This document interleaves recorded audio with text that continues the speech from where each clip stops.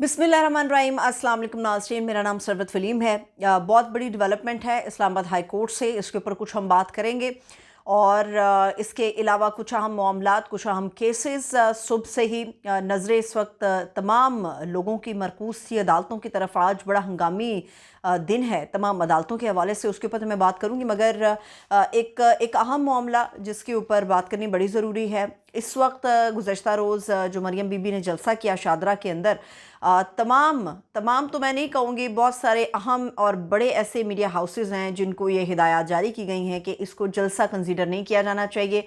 आप लोगों के फुटेजेस जो हैं वो नहीं आने चाहिए जो पंडाल में जितने कम लोग थे, और इसको आप अपनी ख़बरों में हेडलाइंस में एक जलसा नहीं बल्कि एक कॉर्नर मीटिंग के थ्रू जो है वो आगे बताएंगे कि ये कॉर्नर मीटिंग थी जिसे मरियम बीबी ने खिताब किया। गो कि हम जानते हैं कि 7 जलसों का एक स्केड्यूल जारी हुआ था और ये उसका पहला जलसा था।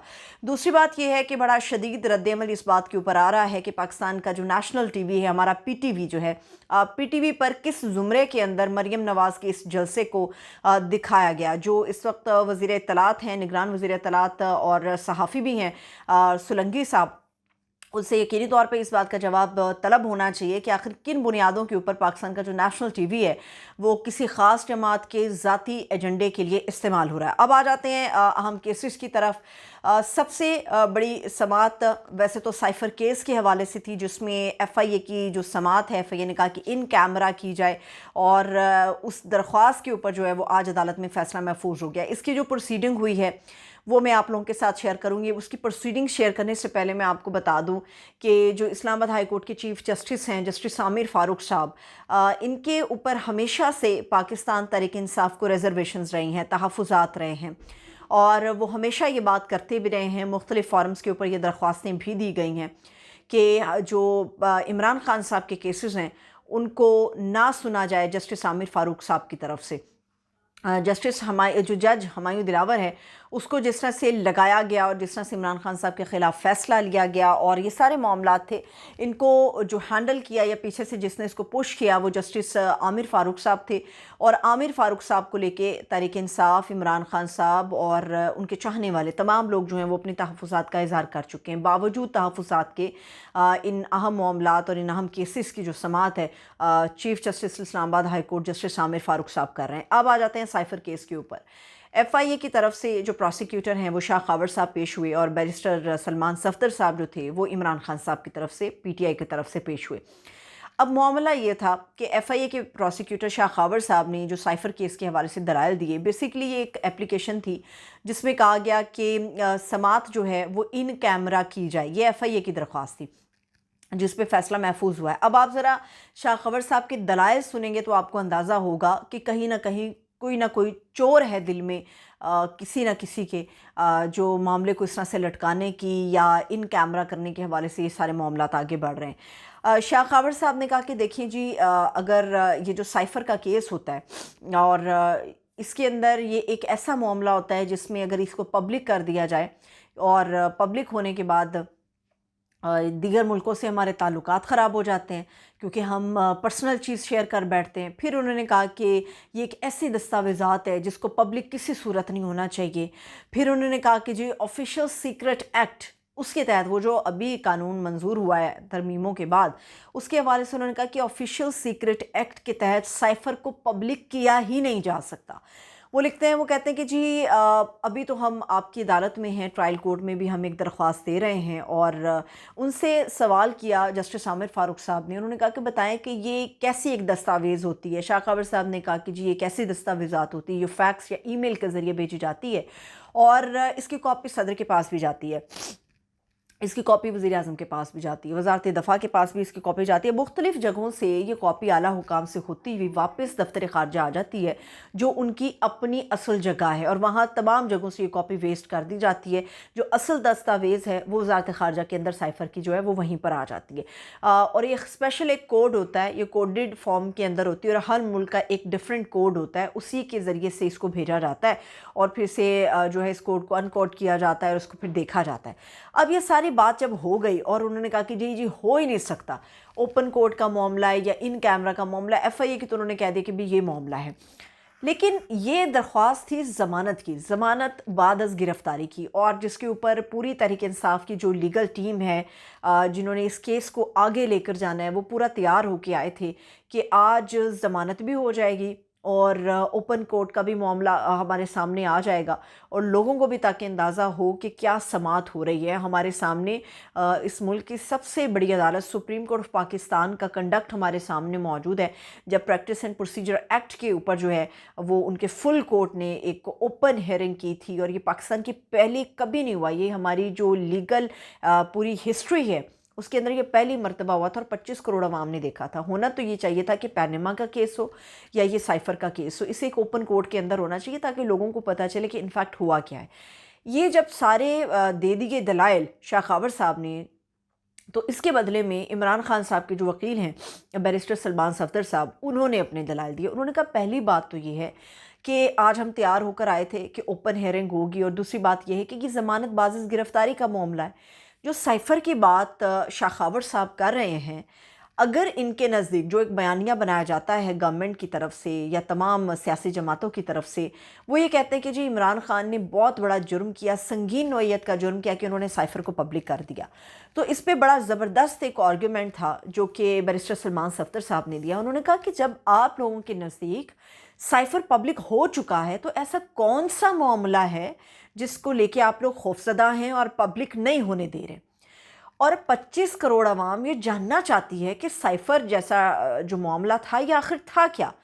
ایک تو وہ چیز ہے جو لوگوں کو سمجھ آ گئی ہے، عام آدمی کے پاس نالج ہے، اس کے پاس علم ہے کہ سائفر کیا کیس تھا، کیا ہوا، کس طرح سے رجیم چینج ہوا، کس ملک کی سازش ہوئی۔ پھر انہوں نے کہا بیرسٹر سلمان صفدر صاحب نے کہ جج صاحب دیکھیے آپ کہ اب یہ سب کچھ تو پبلک ہو چکا ہوا، عام آدمی کے علم سے کون سی ایسی چیز ہے جس کو دور رکھنے کی کوشش کی جا رہی ہے۔ بڑا زبردست ان کا آرگومنٹ تھا۔ پھر انہوں نے یہ کہا کہ یہ سارے معاملے جو سائفر کے اوپر آج ایف آئی اے لے کر آ گئی ہے، اور جس میں ضمانت کے حوالے سے آج پوری ہماری لیگل ٹیم تیار ہو کر آئی تھی، تو ان کو تو یہ چاہیے تھا، ان کا جو بہترین فورم تھا وہ ٹرائل کورٹ تھا۔ آپ لوگ ٹرائل کورٹ میں جائیں، وہاں پر جا کے اپنے آرگیومنٹس دیں، دلائل دیں۔ انہوں نے کہا میں اپنے دلائل ٹرائل کورٹ میں دے چکا ہوں، میں اس عدالت میں اس بارے میں دلائل نہیں دوں گا۔ اگر ان لوگوں کو اتنا مسئلہ ہے تو پہلے ٹرائل کورٹ جائیں، وہ ان کا متعلقہ فورم ہے، ٹرائل کورٹ میں جائیں، وہاں جا کر بیٹھے اور وہاں ان کو سامنے دلائل دیں۔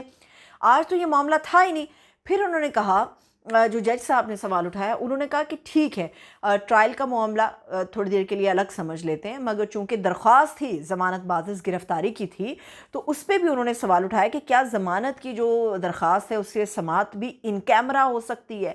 ہونا تو یہ چاہیے کہ پاکستان کے جتنے بڑے بڑے کیسز ہیں، نون لیگ یہ الزام لگاتی ہے کہ پینما کا معاملہ تھا، اقامہ پہ نواز شریف صاحب کو نااہل کر دیا، اور اس کے علاوہ سائفر کا یہ معاملہ تھا جو پاکستان تحریک انصاف، عوام کی ایک بڑی تعداد، اور عمران خان جس معاملے میں جیل کاٹ رہے ہیں، جس کو لے کے ان کے اوپر سختیاں کی جا رہی ہیں۔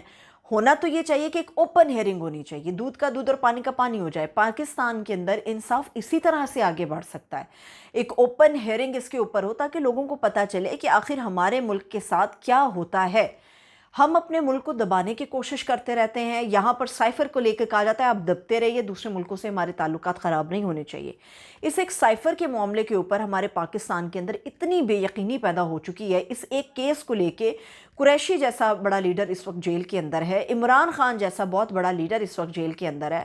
اس سائفر کو لے کے جو رجیم چینج ہوا اور جو تقریریں ہوئیں، جو معاملات ہوئے، جو 9 مئی ہوا، یہ سارا کھرا تو جا کے سائفر کیس کے اوپر نکلتا ہے۔ سائفر کی وجہ سے تحریک انصاف کو تتر بتر کر دیا گیا، سائفر کی وجہ سے پاکستان کے اندر گورنمنٹ چینج ہوئی، سائفر کی وجہ سے 25 کروڑ عوام سفر کر رہی ہے، کیونکہ ان کے پاس کوئی ایک حقیقی نمائندہ نہیں ہے۔ ہونا یہ چاہیے کہ ایک اوپن ہیئرنگ ہونی چاہیے تاکہ لوگوں کو اندازہ ہو کہ عمران خان جھوٹا ہے یا یہ لوگ جھوٹے ہیں۔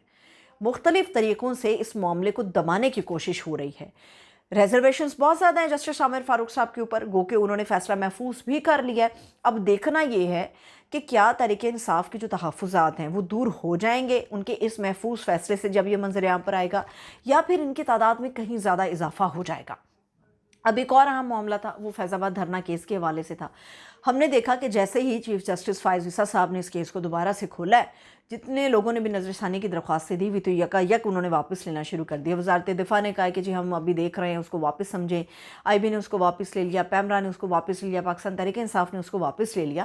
تو آج بڑی زبردست سماعت ہوئی ہے. گو کہ اب 1 نومبر تک اس کو ملتوی کر دیا گیا ہے. کچھ جو ججمنٹس کے اندر پیراگرافز تھے ان کے اوپر اعتراض ہوئے ہیں، مگر آج بڑا ہی زبردست کام کیا ہے چیف جسٹس صاحب نے. انہوں نے بڑا زبردست قسم کا یہ آرڈر پاس کیا ہے. جو تحریری حکم نامہ انہوں نے لکھا ہے، انہوں نے کہا ہے کہ ایک عام آدمی اگر حقائق جانتا ہے تو اپنا بیان حلفی جمع کرائے. ہم اس کو ویلکم کرتے ہیں، عدالت میں آئے.